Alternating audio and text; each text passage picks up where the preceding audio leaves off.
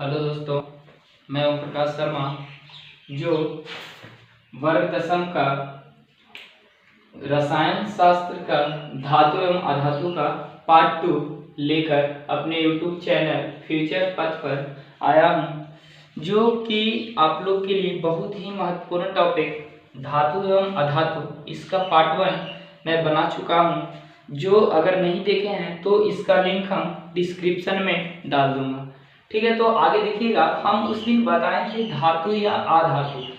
तो धातु के हम लोग गुण के बारे में चले थे, तो धातु का भौतिक गुण हम लोग बना चुके थे। तो धातु का रासायनिक गुण को हम लोग देखेंगे। तो कहता है कि ऑक्सीजन का संयोग जो धातु का रासायनिक गुण है, सबसे पहला जैसे धातु का गुण हम लोग देखे थे, तो उसमें देखे थे कि चमक था, कठोरता था, भौतिक गुण था, ये सब गुण था। तो उसी तरह इसमें धातु का रासायनिक गुण में भी ऑक्सीजन का संयोग को देखेंगे। तो कहता है कि सभी धातु ऑक्सीजन के साथ साथ अभिक्रिया करके ऑक्साइड बनाती है। जो धातु है ऑक्सीजन के साथ अभिक्रिया कर ऑक्साइड बनाती है। जैसे एग्जांपल में हम लोग लेते हैं Na और क्या लेते हैं O2, तो मिलकर क्या बनाता है 2Na2O। अब देखेंगे कि हम लोग रासायनिक समीकरण अभिक्रिया में पढ़ चुके हैं संतुलित समीकरण। तो समीकरण को हम लोग संतुलित करेंगे। तो संतुलित करेंगे तो क्या होगा, सोडियम को याद रखेंगे, सोडियम की संख्या कितना है 1, और यहाँ हमारी सोडियम की संख्या 2, और 2 दूना 4।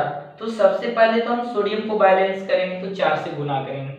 एक चीज हम लोग याद करेंगे कि जब हम लोग इस समीकरण को संतुलित करते हैं, तो बाद में संतुलित करने के समय दाएं तरफ हम लोग कभी नहीं देते हैं। हम लोग जब भी बैलेंस करते हैं, बराबर करते हैं, तो हम लोग बाएं तरफ देते हैं। अब ऑक्सीजन को देखेंगे, ऑक्सीजन मेरा कितना है 2, तो ऑक्सीजन मेरा यहाँ कितना है 2, यानी अब मेरा समीकरण भी संतुलित हो गया। तो वही कहता है कि सभी धातु ऑक्सीजन के साथ अभिक्रिया कर ऑक्साइड बनाती है। आगे दूसरा पॉइंट कहता है कि क्लोरीन के साथ अभिक्रिया। तो कहता है कि धातु क्लोरीन के साथ अभिक्रिया कर क्लोराइड बनाती है।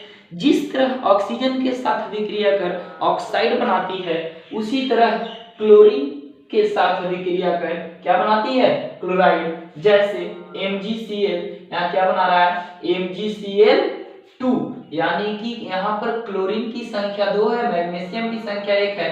तो हम लोग क्लोरीन में क्या करेंगे 2 से गुना करेंगे। तो 2 से गुना हम लोग अभी बताएं कि दाएं तरफ ना कर हम लोग कहाँ करते हैं बाएं तरफ।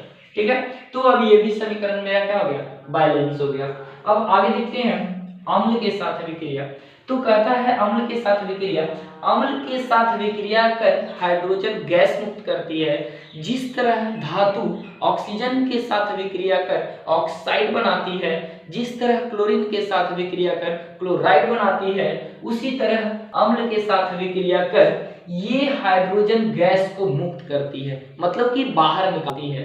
ठीक है, तो देखेंगे कहता है Na यानी सोडियम HCl। अब मेरा क्या हो जाएगा कि सोडियम HCl यानी कि सोडियम तो एक है मेरा। देखिएगा कि यहाँ मेरा क्या है,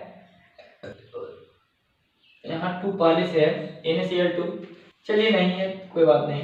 तो देखेंगे हाइड्रोजन की संख्या 1, लेकिन यहाँ हाइड्रोजन की संख्या 2, तो पहले तो 2 करेंगे। अब मेरा यहाँ क्लोरीन मेरा कितना हो गया, क्लोरीन मेरा 2 हो गया, यहाँ क्लोरीन 1 है, तो इसके लिए 2 यहाँ करेंगे। तो अब मेरा सोडियम कितना हो गया, तो इसके लिए यहाँ करेंगे। तो कहता है कि अम्ल के साथ अभिक्रिया कर धातु हाइड्रोजन गैस मुक्त करती है। ठीक है, उसके आगे अब देखिएगा धातु खत्म, हमने अधातु का परिभाषा दे चुका था, अधातु का परिभाषा बताया था। तो उसके बाद अब हम लोग देखेंगे अधातु। अब तक 22 तत्व अधातु है। क्या है 22 तत्व जो है मेरा अधातु है, जिसमें 11 गैसीय है, 10 ठोस है एवं 1 द्रव के रूप में ब्रोमीन के रूप में पाए जाते हैं।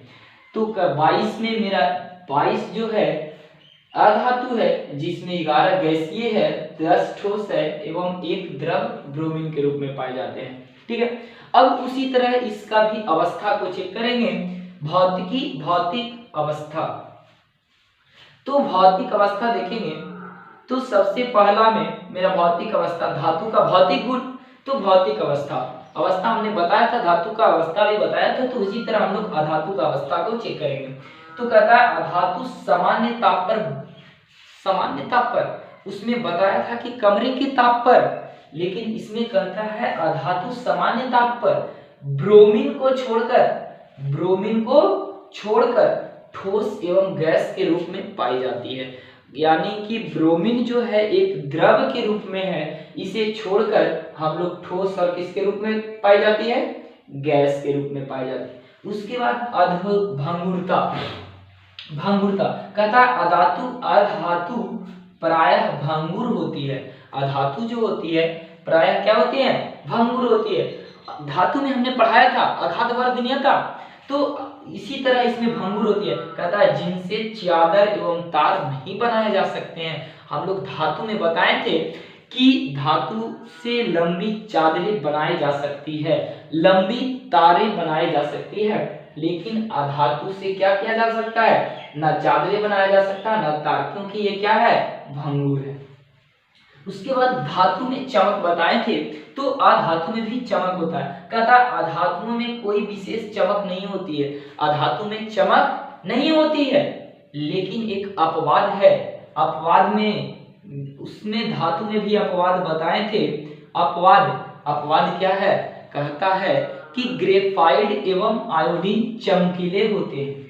हमने धातु में भी बताया था कि ग्रेफाइट और आयोडीन एक अधातु है, लेकिन ये क्या है, चमकीले हैं।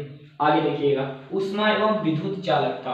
कहता है कि ऊष्मा एवं विद्युत चालकता, धातु में बताए थे कि धातु में ऊष्मा का उत्सर्जन होता है और इसमें विद्युत की प्रवाहित होती है। तो उसमें अधातु में क्या होता है, कहता है ऊष्मा एवं विद्युत का कुचालक होता है, और धातु में ऊष्मा एवं विद्युत का सुचालक होता है। अपवाद में अब देखिएगा यहाँ पे बार बार अधातु और धातु में अपवाद में आ रहा है। अपवाद में कहता है कि ग्रेफाइट जो है विद्युत का सुचालक होता है।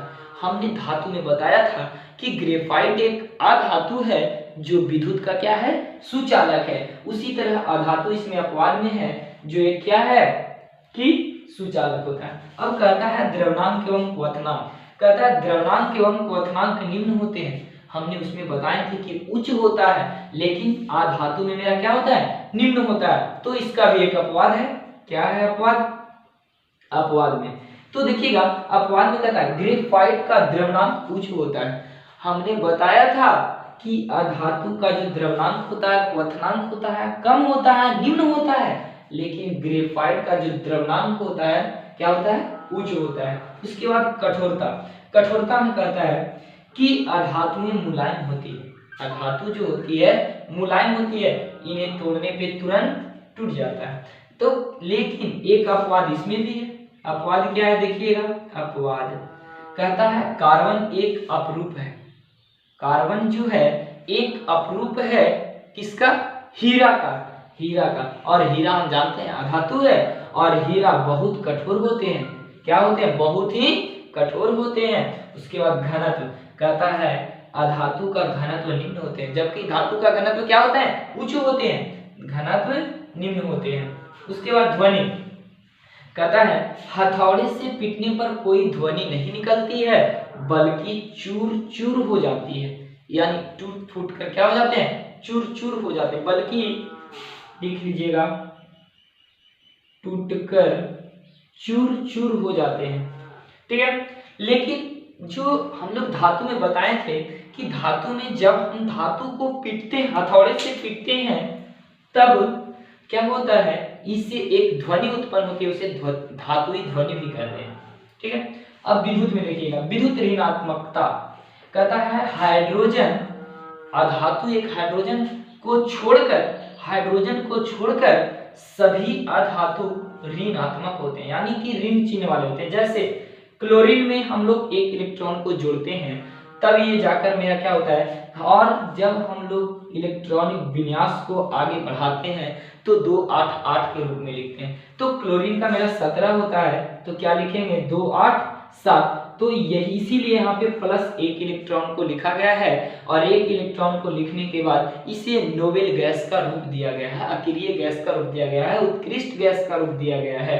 ठीक है, उसके बाद अब ये हो गया। अब देखिएगा कि जिस तरह धातु का रासायनिक गुण था उसी तरह अधातु का भी कुछ रासायनिक गुण है।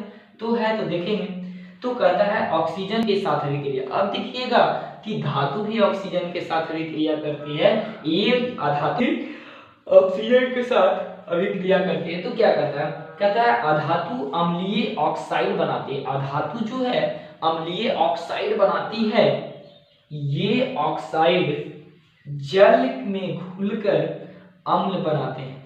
जल में घुलकर क्या बनाते हैं, अम्ल बनाते हैं। जैसे हम लोग देखते हैं कि कार्बन को जब हम लोग ऑक्सीजन से जोड़ते हैं तो यहाँ कार्बन एक ऑक्सीजन, तो क्या मेरा बनाया, कार्बन डाइऑक्साइड गैस बनाया। अब देखिएगा जल H2O plus CO2 carbon dioxide, अब मिलकर क्या बनाया। अब देखेंगे कि H2CO3 यानी कार्बोनिक अम्ल बनाया। हाइड्रोजन 2, कार्बन 1, ऑक्सीजन 2 और 3। ये हमेशा हम लोग चेक करते रहेंगे संतुलित समीकरण को, बैलेंस समीकरण को, बैलेंस इक्वेशन को। ठीक है, आगे देखेंगे, कहता है जल के साथ अभिक्रिया। तो क्या कहते हैं कि जल धातु जो है जल के साथ अभिक्रिया नहीं करती है। उसके बाद अम्ल है, कहता है अम्ल के साथ अभिक्रिया, तो अधातु जो है अम्ल के साथ अभिक्रिया नहीं करती है। उसके बाद देखिएगा, कहता है क्लोरीन के साथ अभिक्रिया। अधातु क्लोरीन के साथ अभिक्रिया कर क्लोराइड बनाती है। अधातु जो है क्लोरीन के साथ अभिक्रिया कर क्लोराइड बनाती है। जैसे P4Cl2 क्या मेरा बनाया, P4। देखिएगा अब मेरा यहाँ क्या हो गया, P4। सबसे पहले तो फास्फोरस 4 तो हमने 4 की। क्लोरीन मेरा 2, यहाँ क्लोरीन मेरा क्या हो गया 12। इसको बैलेंस करने के लिए हम लोग कितना से गुना करेंगे, 6 से। अब देखिएगा ये क्या बनाया, फास्फोरस टाइक्लोराइड। ये जो मेरा लेसन था VVI 5 मार्क्स के लिए बहुत ही महत्वपूर्ण टॉपिक था। तो अब लोग यहाँ से क्वेश्चन करता है, बिहार बोर्ड से क्वेश्चन ये आता है कि धातु एवं अधातु के भौतिक गुणों के अंतर को लिखे। 5 मार्क्स में आएगा। तो हम लोग भौतिक गुण में रहेगा तो भौतिक गुण से अलग कर देंगे, दोनों का अंतर बना लिख देंगे, क्योंकि हम धातु का एक एक कर हम पूरे को लिखे हैं और अधातु को भी हम लोग एक एक कर पूरा लिख दिए हैं भौतिक गुण को। उसके बाद आगे क्वेश्चन क्या करता है कि धातु के रासायनिक तथा अधातु के रासायनिक गुणों में अंतर को लिखे। 5 मार्क्स में आ जाएगा। तो हम लोग देखेंगे कि क्या कहता है कि धातु के रासायनिक गुण और अधातु के रासायनिक गुण दोनों को लिख दिए हैं, दोनों को अंतर बांट देंगे और क्या करेंगे हम लोग बिहार बोर्ड के जो एग्जामिनेशन होगा उसमें फुल मार्क्स क्या करेंगे अपने ओर लेंगे। Thank you.